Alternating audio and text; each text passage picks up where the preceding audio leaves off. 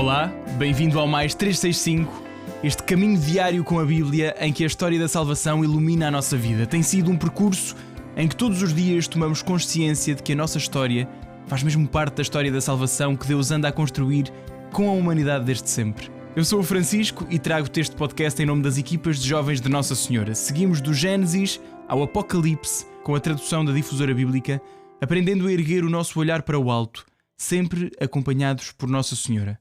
Hoje é o dia 10, estamos no período dos patriarcas e vamos ouvir Gênesis 20 e 21, Jó 9 e 10 e Provérbios 2, 6 a 8.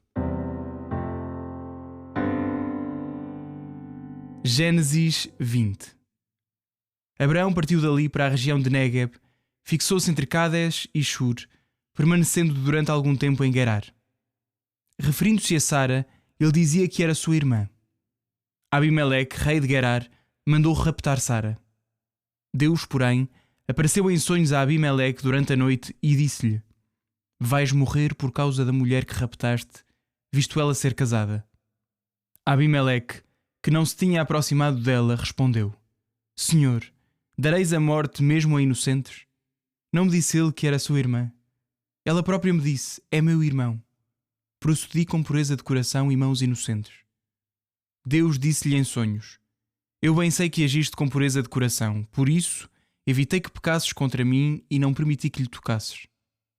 Manda novamente a mulher para esse homem, que é profeta, e ele rezará por ti e conservarás a vida. Se não a mandares entregar, fica sabendo que morrerás com certeza, tu e todos os teus. Ao erguer-se de manhã, Abimeleque convocou os seus servos e narrou-lhes todas as coisas, e foram dominados por grande terror. Depois, Abimeleque chamou Abraão e disse-lhe: que nos fizeste?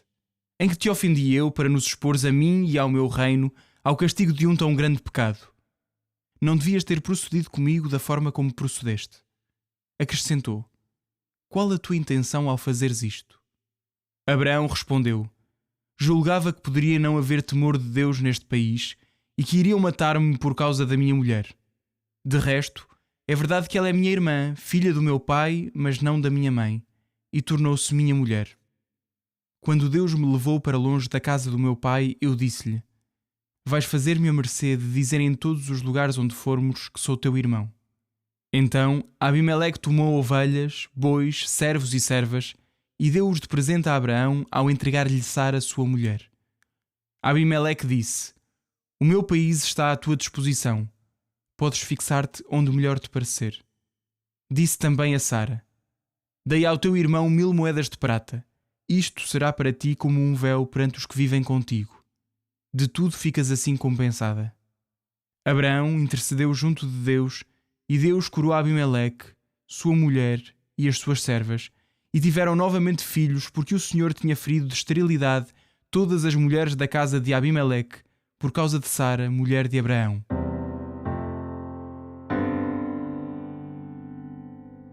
Gênesis 21. O Senhor visitou Sara como lhe tinha dito e realizou nela o que prometera. Sara concebeu e, na data marcada por Deus, deu um filho a Abraão, quando este já era velho. Ao filho que lhe nascera de Sara, deu Abraão o nome de Isaque. Abraão circuncidou seu filho Isaque 8 dias após o nascimento, como Deus lhe ordenara. Abraão tinha 100 anos quando nasceu Isaque, seu filho. Sara disse: Deus concedeu-me uma alegria, e todos quanto o souberem alegrar-se-ão comigo. Ela acrescentou: quem poderia dizer a Abraão que Sara amamentaria filhos? No entanto, dei um filho à sua velhice. O filho cresceu até à idade em que deixou de mamar, e nesse dia Abraão ofereceu um grande banquete. Sara viu que o filho que a egípcia Agar dera a Abraão estava a brincar. E ela disse a Abraão: expulse esta escrava e o seu filho, porque o filho desta escrava não herdará com o meu filho Isaque. Esta frase desgostou profundamente Abraão, por causa de Ismael, seu filho. Mas Deus disse-lhe: não te preocupes com a criança e com a tua escrava. Faz tudo quanto Sara te pedir, pois de Isaque há de nascer a descendência que usará o teu nome. Contudo, farei sair também uma nação do filho da escrava, porque também ele é teu filho. No dia seguinte de manhã, Abraão tomou pão e um odre de água, deu-o a Agar e pô-lo sobre os ombros dela. Depois, mandou-a embora com o seu filho. Ela partiu e, embrenhando-se no deserto de Bersebá, por lá andou ao acaso. Tendo-se acabado a água do odre, deixou o filho debaixo de um arbusto e foi sentar-se do lado oposto, à distância de um tiro de arco, porque dizia: Não quero ver o meu filho morrer. Sentou-se, pois, do lado oposto e começou a chorar. Deus escutou a voz do menino, e o mensageiro de Deus chamou do céu Agar e disse-lhe: Que tens tu, Agar? Nada temas, porque Deus ouviu a voz do menino do lugar em que está. Ergue-te, vai buscar outra vez o teu filho, toma-o pela mão, pois farei nascer dele um grande povo. Deus abriu-lhe os olhos, e ela viu um poço onde foi encher o odre e deu de beber ao filho. Deus protegeu o menino. Ele cresceu, residiu no deserto e tornou-se um hábil arqueiro. Permaneceu no deserto de Parã, e a mãe escolheu para ele uma mulher oriunda do Egito. Por aquele tempo, Abimeleque, acompanhado por Picol, chefe do seu exército, disse a Abraão: Deus está contigo em tudo o que fazes. Jura-me então por Deus que nunca me atraiçoarás nem aos meus filhos, nem aos meus netos, e que usarás comigo e para com a terra onde tens vivido da mesma benevolência que tive para contigo. Abraão respondeu: Juro. Todavia, Abraão apresentou reclamações a Abimeleque a respeito de um poço de que os servos de Abimeleque se tinham apoderado. Abimeleque respondeu: Ignoro quem fez isso, tu nunca me disseste coisa alguma sobre o assunto, e só hoje ouvi falar dele. Então, Abraão tomou ovelhas e bois e ofereceu-as a Abimeleque, e estabeleceram uma aliança entre os dois. Abraão separou 7 cordeiros do rebanho. Perguntou-lhe a Abimeleque: Que significam estes 7 cordeiros que puseste de parte? Abraão respondeu: Aceitarás da minha mão estes 7 cordeiros, como testemunhas de ter sido eu quem abriu este poço. Por isso chamaram Bersebá àquele lugar. Com efeito, os dois prestaram ali juramento um ao outro, estabelecendo assim aliança em Bersebá. Depois, Abimeleque e Picol, chefe do seu exército, voltaram para a terra dos filisteus. Abraão plantou uma tamareira em Bersebá e lá invocou o Senhor, Deus eterno. Abraão viveu durante muito tempo na terra dos filisteus. Jó 9. Jó respondeu dizendo: Na verdade eu sei que é assim. Como poderia o homem justificar-se diante de Deus? Se quisesse discutir com ele, não lhe responderia uma vez entre 1000. Quem é o sábio de coração, forte e poderoso para lhe poder resistir impunemente? Ele desloca os montes sem se dar por isso e desmorona-os na sua cólera. Ele sacode a terra do seu lugar e abala-lhe as colunas. Ordena ao sol e o sol não nasce, e guarda as estrelas fechadas com o selo. Ele sozinho formou a extensão dos céus e caminha sobre as ondas do mar. Ele criou a Ursa Maior, o Órion, as Pléiades e os segredos do céu astral. Ele fez grandes e insondáveis maravilhas, prodígios incalculáveis. Passa diante de mim e eu não o vejo. Afasta-se de mim e não me apercebo. Se apanha uma presa, quem lhe a arrebatará? Quem lhe poderá dizer: por que fazes isso? Deus não reprime a sua cólera, diante dele curvam-se as legiões de Raabe. Quem sou eu para lhe replicar e rebuscar argumentos contra ele? Ainda que tivesse razão, não lhe responderia, imploraria misericórdia para a minha causa. Se o chamasse e ele me respondesse, não acreditaria que tivesse ouvido a minha voz. Ele pode esmagar-me facilmente e multiplicar as minhas feridas sem motivo. Não me deixaria tomar alento, mas encher-me-ia de amargura. Se é pela força, ele é mais forte. Se é pelo direito, quem o poderá determinar? Mesmo que eu tivesse razão, a sua boca condenar-me-ia.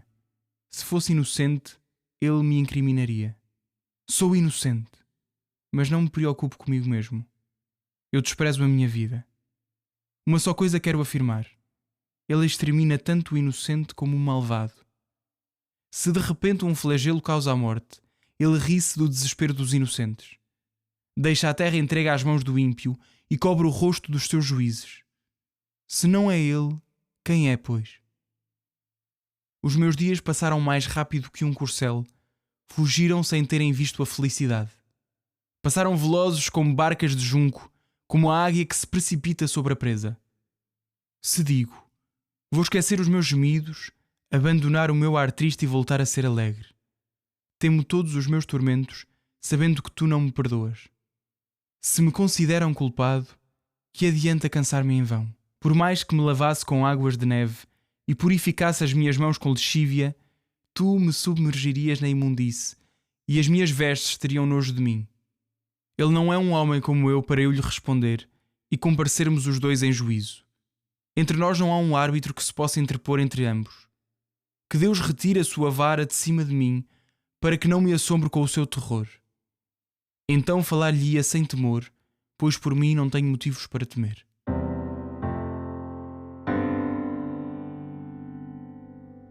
Jó 10.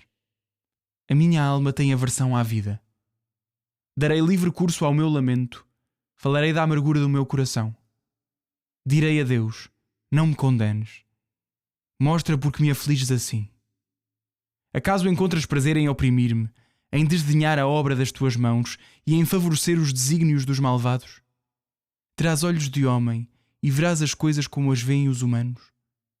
Acaso os teus dias são como os de um mortal e os teus anos como os dos humanos, para que investigues a minha culpa e indagues sobre o meu pecado, quando sabes que não sou culpado e que ninguém me pode livrar das tuas mãos? Foram as tuas mãos que me formaram e moldaram, e de repente vais aniquilar-me. Lembra-te de que me formaste com o barro, vais fazer-me agora voltar ao pó. Não me espremeste como o leite, coagulando-me como quem faz queijo. De pele e de carne me revestiste, de ossos e de nervos me consolidaste. Deste-me a vida e favoreceste-me. A tua providência conservou-me o alento. Ainda que escondas estas coisas no teu coração, sei que tinhas presente tudo isto. Se peco, tu vês tudo, e não perdoarás o meu pecado. Se prevarico, ai de mim. Se sou inocente, não ousarei levantar a cabeça, cheio de vergonha e de miséria. Se me levanto, dás-me caça como um leão e voltas a mostrar contra mim o teu poder. Renovas contra mim os teus assaltos e redobras contra mim o teu furor. Vigorosas tropas me combatem. Porque me tiraste do ventre de minha mãe.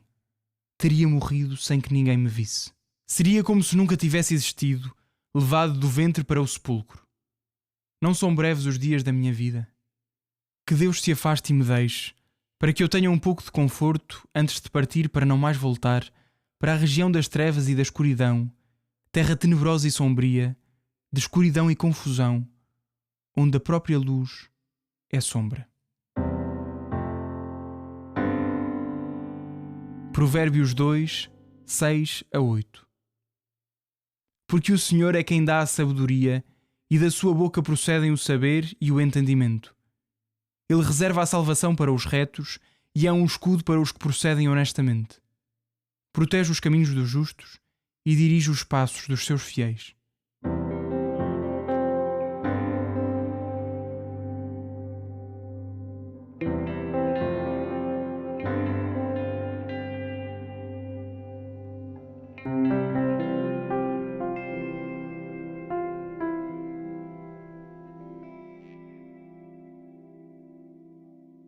Eu sou o Padre Miguel Vasconcelos, das equipas de jovens Nossa Senhora. Mais uma vez vos digo que é com muita alegria que vos acompanho nos primeiros passos deste caminho com a Palavra de Deus, na proposta mais 365. Deus de bondade, faz-nos reconhecer a tua presença na nossa vida. Faz-nos reconhecer que te dás a conhecer por meio destes textos, que queres dizer quem tu és, que te queres expor diante de nós e que queres também que nos exponhamos diante de ti, abrindo o coração, com uma sinceridade selvagem, com a transparência inteira da nossa vida posta diante de ti. Ajuda-nos nisso, isso te pedimos. Nos textos que hoje lemos, nós vemos que Abraão, que é o pai da fé, aquele que tinha confiado no que Deus lhe tinha prometido, é também alguém que fraqueja, e vemo-lo a fraquejar, a não querer dizer que Sara é a sua esposa, com medo de que o matem para ficar com Sara. Desde que começámos a acompanhar Abraão, já vimos isso acontecer por 2 vezes. Abraão tem medo. E de facto a fé é feita assim. O caminho da fé é feito assim, de altos e baixos, de momentos audazes, de afirmação da fé, de decisões corajosas próprias de um cristão, mas também muitas vezes de hesitações, de fugas, de procura de atalhos, de disfarces. Jesus não é assim. Jesus é inteiro na sua relação com o Pai, mas nós não somos, e até o pai da fé, Abraão, não o é, como este texto nos mostra. Abraão é-nos apresentado assim, também para que saibamos que a fidelidade de Deus é aquilo que nos constrói. É por causa da fidelidade de Deus que eu sou quem eu sou. Porque Deus me é fiel. Então eu posso ter força para me erguer nas minhas hesitações, nas minhas dúvidas, nas minhas fugas, no meu pecado. É porque Deus me dá a força da sua fidelidade que eu posso aprender o que é a inteireza de uma resposta. Recordamos que no momento da aliança com Abraão é Deus que passa no meio dos animais com o seu fogo, não é Abraão. Deus, de facto, ama-me na imperfeição. Mas apesar disso, deseja e investe na minha santidade. E esta lógica é muito bonita e muito evidente com Abraão. Deus ama-o na sua imperfeição, na sua fraqueza. A sua falta não o desqualifica diante de Deus. O seu medo não o põe fora da corrida, por assim dizer. Deus ama-o, a ele e a nós, na nossa imperfeição. Mas ao mesmo tempo deseja e investe na nossa santidade. Isso é de facto extraordinário. Deus deseja a minha santidade e investe nela, investe-se a si mesmo, como vamos ver depois com Jesus. Começa neste texto a revelar o amor incondicional e ao mesmo tempo o amor que puxa por mim. Estas fraquezas de Abraão e a fidelidade de Deus ajudam-nos a perceber isso, que Deus tem um amor incondicional, que não duvida, que não hesita, que não põe condições, que não tem requisitos. Mas ao mesmo tempo é um amor que puxa por nós, que nos diz que a vida não está completamente bem, que eu posso ser mais do que já sou, que eu posso ir mais longe. E é extraordinário encontrar-me com um Deus que nos ama destas duas maneiras, incondicionalmente, sem que eu tenha que ser outra pessoa para que Deus me ame, mas ao mesmo tempo dizendo-me: a tua vida pode ser mais, a tua vida pode ser melhor, neste mesmo espírito de aventura com que começa toda esta história com Abraão.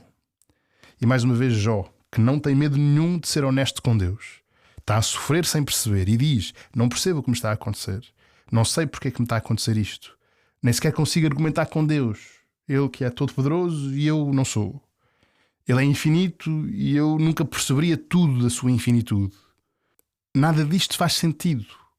É isso que Jó parece estar a dizer. Ele sabe que é inocente, mas ali está a sofrer. E às tantas pede a Deus que lhe dê paz e que o deixe morrer, quase num sentimento de um certo desespero, de uma certa incompreensão levada ao limite. É um sentimento de impotência diante da grandeza de Deus que Jó experimenta. E de facto esta experiência que Jó passa, porque Jó atravessa, de duvidar da fidelidade de Deus, que é exatamente aquilo que Deus não é. Deus não é infiel. Mas Jó duvida se isso não será o que está a acontecer com ele. Jó põe essa hipótese e tem deixem-me dizer assim, a lata, a ousadia de pôr essa hipótese. Será que Deus não se interessa pelo que lhe está a acontecer? É que tudo o que Jó está a viver, todos os abandonos que já passou, parecem indicar essa lógica. Que Deus, afinal, não é fiel. Que afinal, os justos, os bons, os inocentes sofrem igualmente e Deus parece não se interessar. E vale a pena, uma vez mais, antes de nos precipitarmos por uma resposta, antes de querermos inscrever isto numa lógica muito arrumadinha, é bom ter consciência de que muitos hoje se sentem exatamente como Jó, abandonados por Deus. De uma forma não muito diferente do que aconteceu com Jesus na cruz, quando se vira para o Pai, que se volta para o Pai e diz: meu Deus, por que me abandonaste? Não que o Pai o tenha abandonado, mas Jesus experimentou esse abandono. Não que o Pai o tenha abandonado, como a ressurreição prova, mas Jesus experimenta também esse sofrimento. Também essa ferida humana ele abraça na cruz. Também a ferida de Jó, Jesus abraça na cruz. E o livro dos Provérbios que andamos a ler hoje mostra-nos ainda uma lógica muito parecida com a dos amigos de Jó, que é esta lógica kármica. A quem faz o bem vão acontecer coisas boas e a quem faz o mal vão acontecer coisas más. Mas será só essa a resposta da Bíblia? Será que é só essa lógica muito direitinha, mas muito simplista para fazer face à complexidade da vida humana? Será que é só isso que a Bíblia sabe dizer acerca do problema do mal? E vamos percebendo que não é isso. que a Bíblia dá forma não à religião do karma, mas à religião da graça. Mais à frente nos Evangelhos ouviremos que Deus faz chover sobre os justos e injustos, que faz brilhar o sol sobre bons e maus, que Deus é a graça e que não faz depender da nossa santidade a graça que nos quer dar. Mas isso são cenas que veremos à medida que formos acompanhando todo o resto da Bíblia que ainda nos falta ler. Para já, pedimos a Deus que nos faça reconhecer o bem que Ele quer fazer acontecer nas nossas vidas.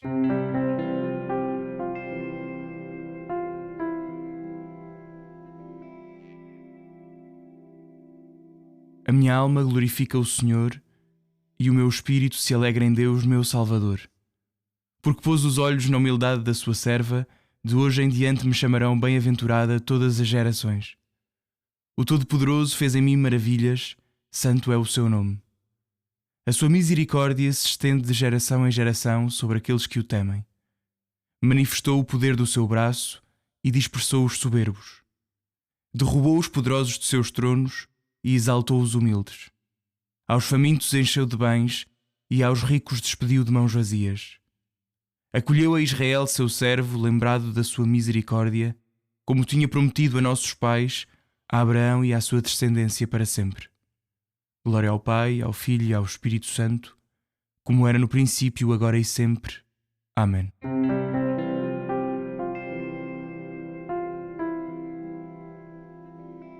Já temos uma mão cheia de episódios, 10 dias a ler a Bíblia e também um coração cheio de todas as histórias que já lemos e que já meditamos. Um abraço em Cristo, até amanhã.